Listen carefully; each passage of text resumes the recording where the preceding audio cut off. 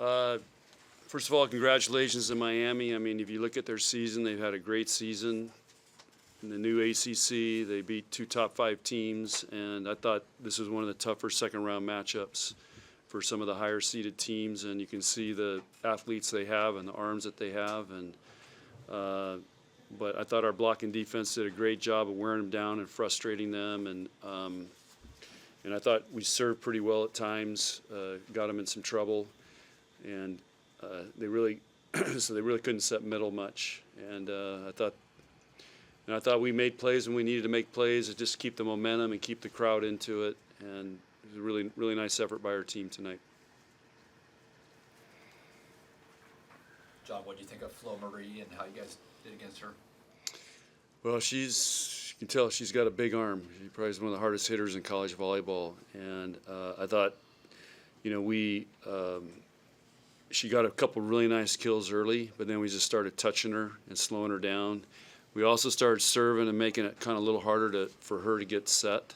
A lot of teams serve her, and when she's front row, and she's, if you look at her numbers, they're really good. So we were trying to serve away from her, even though there might have been the libero over there, just to make that set a little bit longer distance for her and give our block a little bit more time to try to get there and get touches. And we stuffed her a couple times. So, yeah, I mean, she's the key to that team. You got to stop her, but she's got a heck of an arm. She's a baseball player. That'd be a 100-mile-an-hour pitcher. Rebekah, I mean, how far can the defense carry this team this season? To winning a national championship. I mean, that Nebraska Volleyball in particular is known for their defense. We make it a goal of ours every season to be the #1 defensive team in the country, let alone in our conference, which is hard enough. And so I think, like Coach said, with shutting down 10, like just wearing her out can cause a lot of frustration, and that alone can cause kind of an internal crumbling on a team, and so it can make everything else easier to pick apart. So yeah, I think our defense could take us all the way to the top.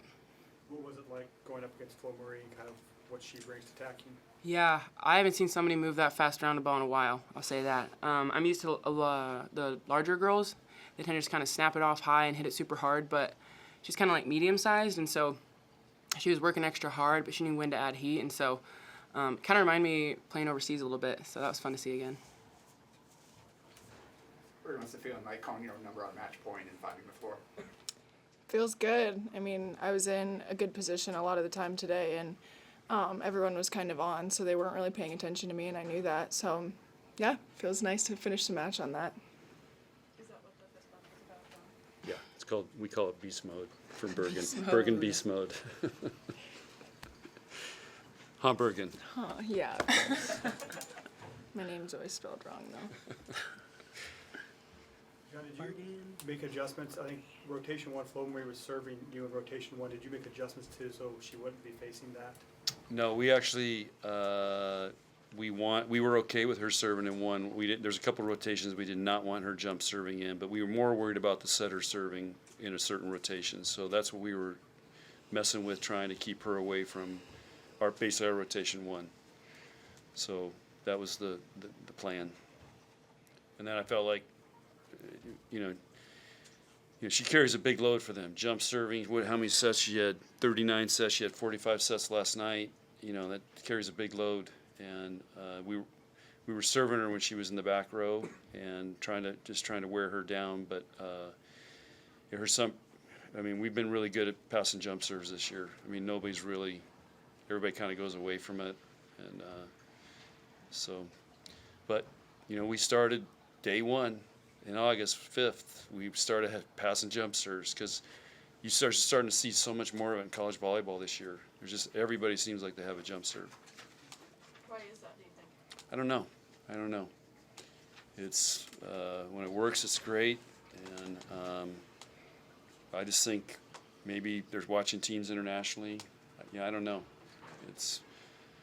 But Melanie Parra, I think, has been one of the reasons because I don't know how good her jump serve is in December, but it was really good in September when they're fresh. Bergen and Rebekah, do you guys agree with Coach when this seems like a harder second round matchup than normal? And if so, What does this say about the team and the performance heading into next weekend?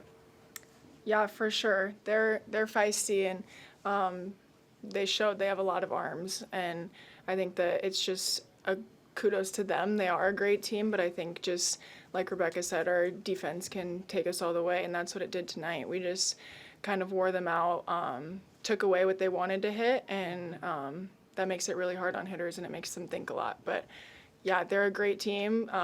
We definitely didn't take them lightly, and I think that was something that we really focused on today too, was just we can't overlook anybody, and especially a team like Miami.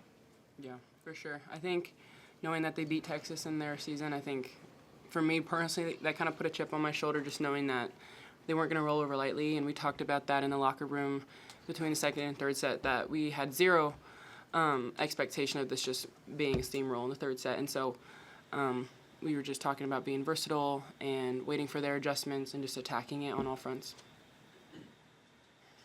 John, what do you think of the schedule change this year with the Elite Eights over 2 days and fewer nights? I think it's great, so we're not playing at 9 o'clock in the morning, which we've had to do in the past, or 11 o'clock in the morning. So I think it's great, and it's a no-brainer that we should have done this a long time ago. Coach, 2 sweeps for you guys this weekend. Overall, what do you like the most about how your girls are playing right now? Is it offense, defense, or just following the game plan? This weekend we were really focused. We followed the game plan really well. They were dialed in. We were just taking care of business. It's a hard time of year to stay sharp, and we just came off a road trip last week, so I thought they did a really good job. And they're playing as a team too. That's the other thing. Everybody's contributing somehow. Bergen Harper's hitting over 400 in this tournament. What have you seen from her, and how important is it to really get her going?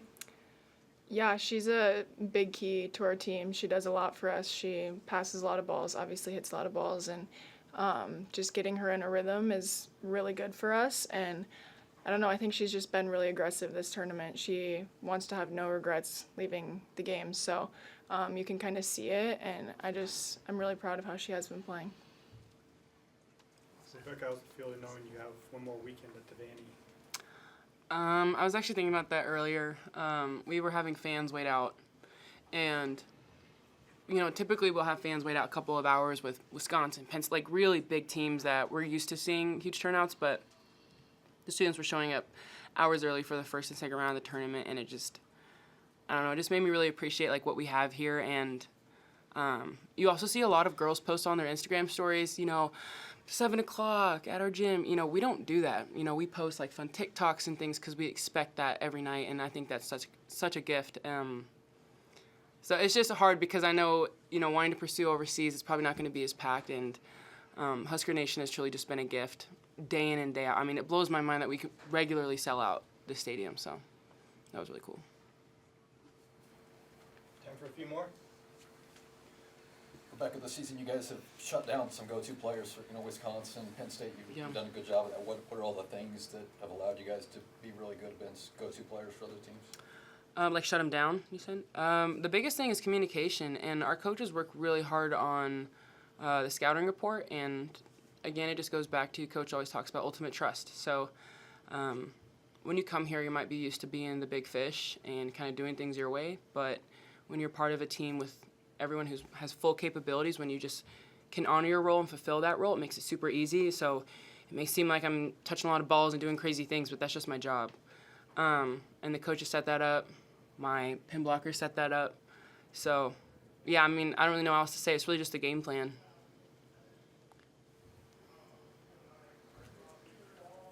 All right, thanks everyone. Hey guys, I tried to pass one of Liv's serves today. It's on TikTok. Yeah, don't call it wimpy again. Yeah, she's not a wimpy No more server. wimpy serves. I barely could touch it. I barely touched it. Thing was nasty. Thank So you. we solved that one.